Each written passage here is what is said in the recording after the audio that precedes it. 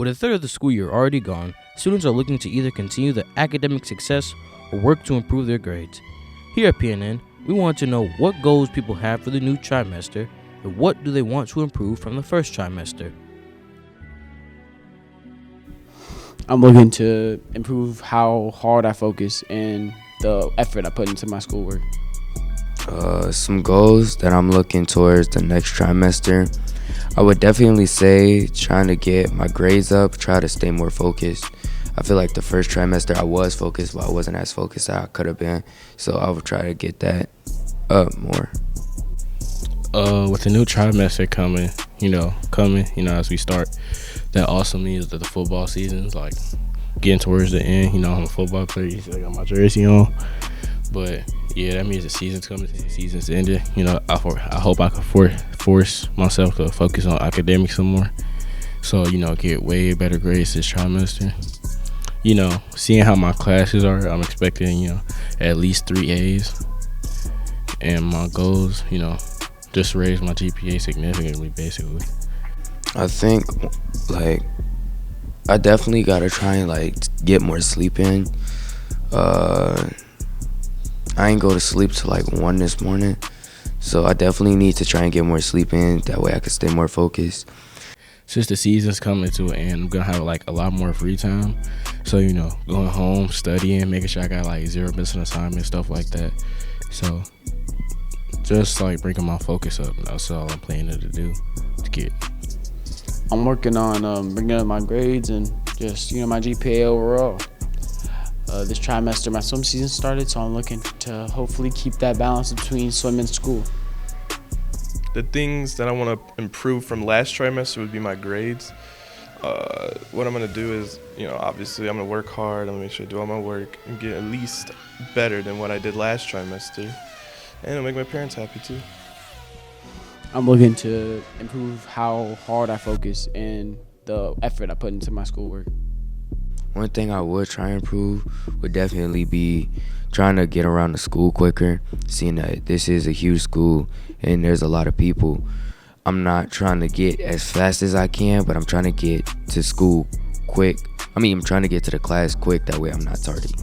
With the second trimester just beginning, students at MHS already have goals that they are working towards. Hopefully, everyone has a great trimester. Signing off at PNN, this is Alfonso Royal.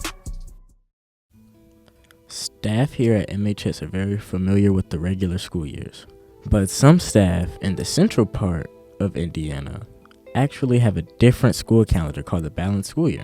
The balanced school year system is more breaks, but a little more complicated, starting in the end of July and ending the end of May. Yeah, I do think a balanced school year would cause less stress for students.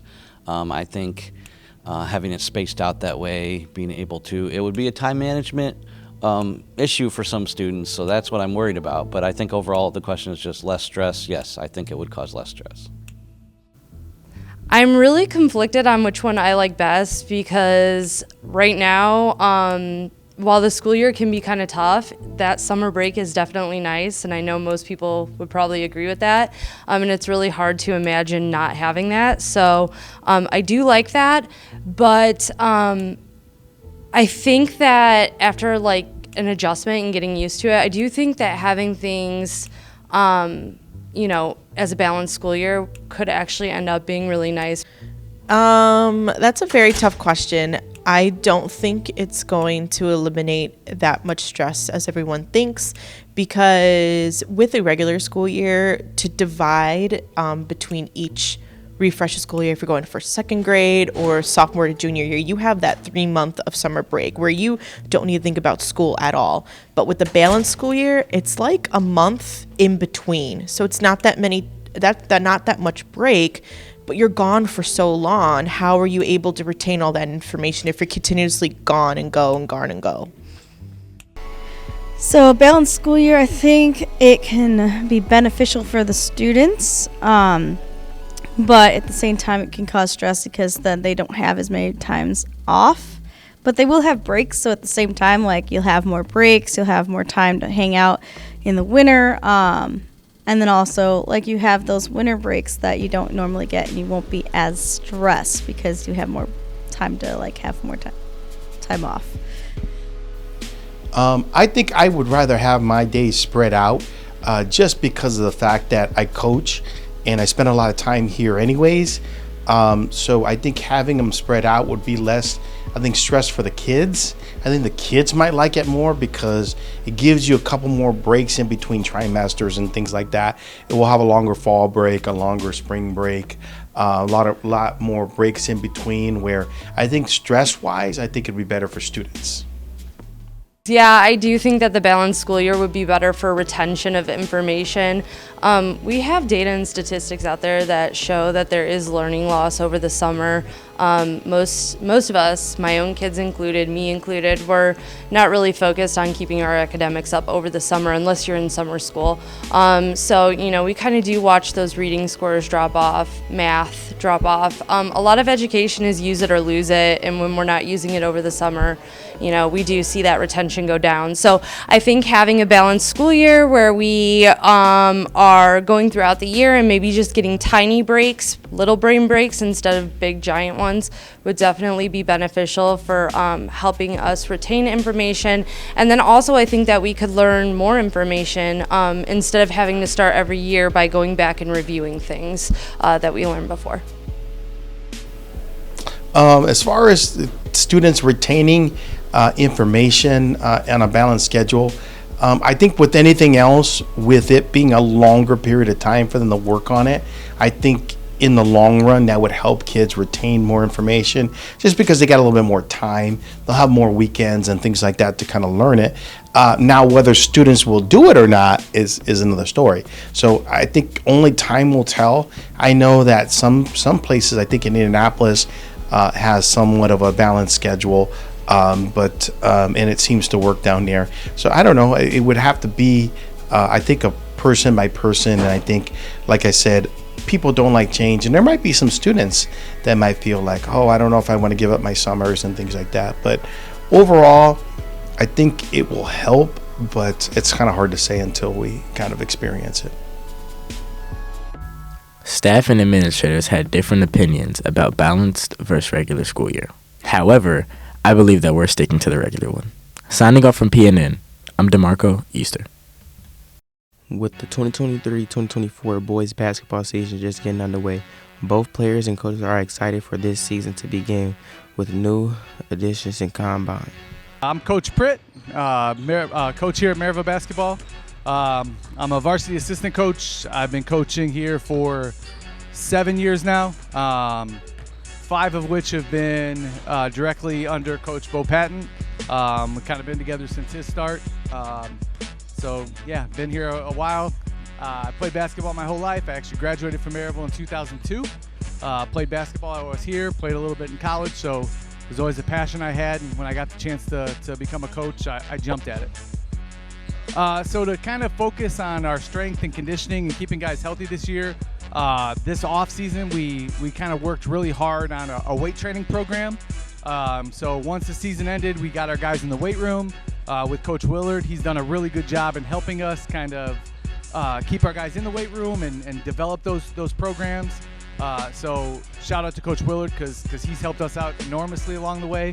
But yeah, that's the biggest thing we've done to try and keep our guys healthy.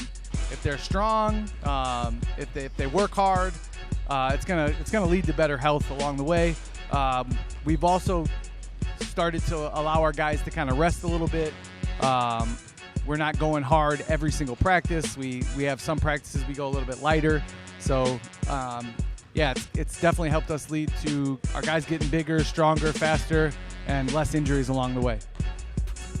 Coach Pritt and the players are very excited about the season beginning and to see more fans filling up the stands. Hey guys, my name is Preston Saya. I play for Merrillville High School's varsity basketball team, and I'm a small forward. How does it feel coming from Bosco? I would say it's totally different. Bosco is online school only from home, this training facility, but this is public school, which I like way better because get to interact with people, get to ask teachers questions, but totally different transition. I like public school way better. I would say our biggest rival this year is probably Crown Point. We plan to beat them just using all 10 of our players, 11 of our players. Most teams have 5 all-star players, but we have 10 players deep. How do I feel about coming to Merrillville High School? I feel great. This is my best choice I made. I wish I came here last year or my years before, but yeah, it's been a great move. Everyone's friendly here, greeting me. Yeah. What Bosco's known for, it's mostly an online school. You do your work from home and just go to the training facility, work out, and play basketball, but it's mostly known for basketball. It's mostly known as a basketball prep school for high school and post-grad. Hello, I'm Jaden Williams, starting point guard and senior guard for the Merrillville basketball team. I think our biggest rivals are Lake Central and Chesterton for sure.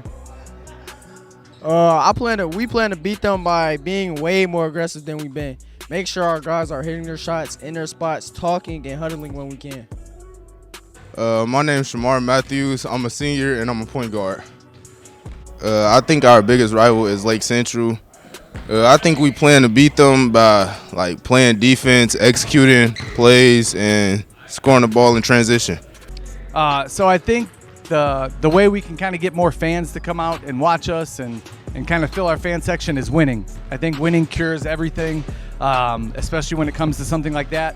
People want to come see a winning team. I think over the past 5 years, we've done a good job of getting our guys ready. We've got a really good young group of kids that are kind of ready to go this year. I see big things for us this season. We had a really good summer. We played really tough competition. We went down to Charlie Hughes in Indy. We went 3-1 there against 3 really solid Indy teams. We basically all summer have kind of got our guys ready for this year, but I think winning is what cures that. I think winning is what puts everybody in the stands. So we're going to really focus on trying to get some wins and trying to get our fans involved. The team is looking to continue to build around their chemistry and increase skill level. And students, we hope you can come out for one of their games and cheer them on to a victory in the student section. Signing out of PNN, Greg Boyd.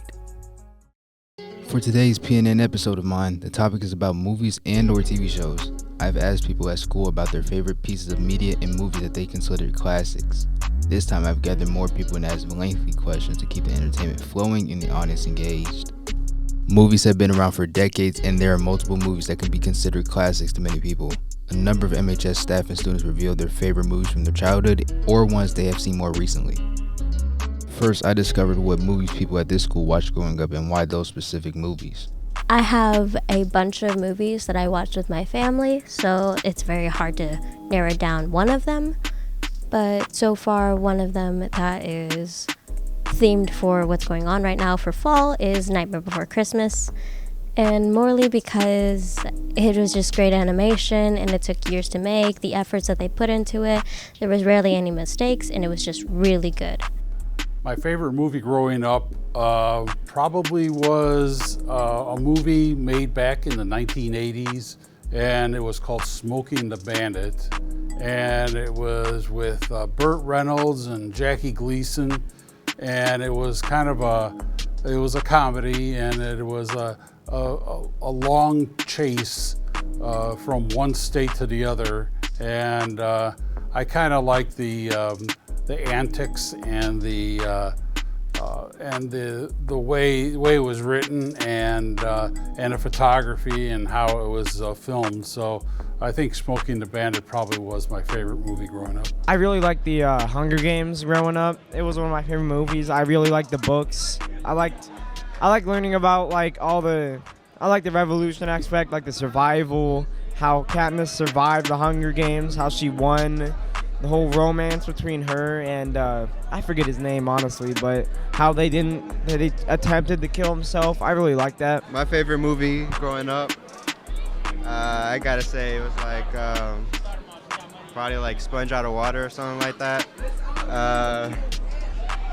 It's my favorite because it's SpongeBob and it's funny. I didn't have any other favorite movies. It was really just that one. I then asked if they had any other movies they liked to watch growing up, and of course why those movies.